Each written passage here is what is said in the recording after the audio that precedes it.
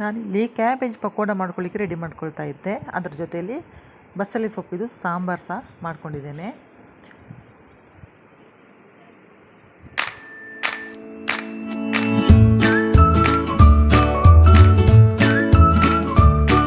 ಇಲ್ಲಿ ಸ್ವಲ್ಪ ಡಿಫ್ರೆಂಟಾಗಿ ಮಾಡ್ಕೊಂಡಿದ್ದೇನೆ ಬಸಳೆ ಸೊಪ್ಪಿದು ಸಾಂಬಾರು.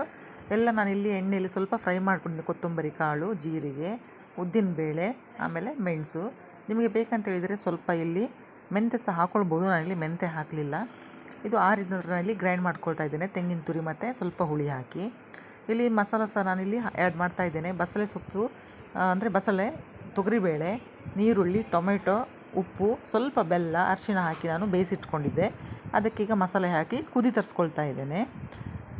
ಅದು ಚೆಂದ ಕುದಿ ಬರಬೇಕು. ಸ್ವಲ್ಪ ಉಪ್ಪಿದು ಟೇಸ್ಟ್ ಸಹ ನೋಡಿ. ಇದು ಬೆಲ್ಲ ಆಪ್ಷನಲ್ಲು, ನಿಮಗೆ ಬೇಕಂತ ಹೇಳಿದರೆ ಬೆಲ್ಲ ಆ್ಯಡ್ ಮಾಡ್ಬೋದು, ಇಲ್ಲ ಅಂತೇಳಿದರೆ ಸ್ಕಿಪ್ ಮಾಡ್ಕೊಳ್ಳಿ.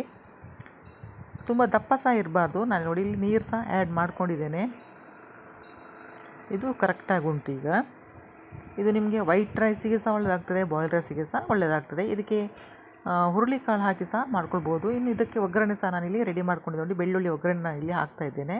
ತೆಂಗಿನ ಎಣ್ಣೆಯಲ್ಲಿ ಬೆಳ್ಳುಳ್ಳಿನ ಜಜ್ಜಿ ಹಾಕಿದ್ದೇನೆ, ಒಂದು ಒಣಮೆಣಸು ಹಾಕಿದ್ದೇನೆ. ನಿಮಗೆ ಬೆಳ್ಳುಳ್ಳಿ ಬೇಡ ಅಂತ ಹೇಳಿದರೆ ಸಾಸಿವೆ ಒಗ್ಗರಣೆ ಸಹ ನೀವಿಲ್ಲಿ ಹಾಕ್ಕೊಳ್ಬೋದು. ನೋಡಿ, ಇದು ಚೆಂದ ಮಾಡಿ ಕುದಿ ತರಿಸ್ಕೊಂಡಿದ್ದೇನೆ ನಾನು. ಅಂದರೆ ಹಸಿ ವಾಸನೆ ಎಲ್ಲ ಹೋಗಬೇಕು. ಅಂದರೆ ಫ್ರೈ ಮಾಡಿದ್ದೇವೆ ನಾವು, ಆದರೂ ಸಹ ತೆಂಗಿನಕಾಯಿ ಇದೆಲ್ಲ ಇರ್ತದಲ್ಲ, ಮತ್ತು ಅದಕ್ಕೆ ಸ್ವಲ್ಪ ಮಸಾಲ ಎಲ್ಲ ಎಳ್ಕೊಳ್ಬೇಕಾಗ್ತದೆ ದಂಟಿಗೆಲ್ಲ. ಹಾಗೆ ಇದು ಕುದಿ ಬಂದ ನಂತರ ಇದಕ್ಕೆ ಒಗ್ಗರಣೆ ಸಹ ನಾನಿಲ್ಲಿ ಆ್ಯಡ್ ಮಾಡ್ಕೊಳ್ತೇನೆ. ಈಗ ತುಂಬ ಒಳ್ಳೆಯದಾಗ್ತದೆ, ನನ್ನ ಫೇವ್ರೇಟ್ ಇದು. ಇದಕ್ಕೆ ಹಲಸಿನ ಬೀಜ ಸಹ ಹಾಕಿದರೆ ತುಂಬ ಒಳ್ಳೆಯದಾಗ್ತದೆ.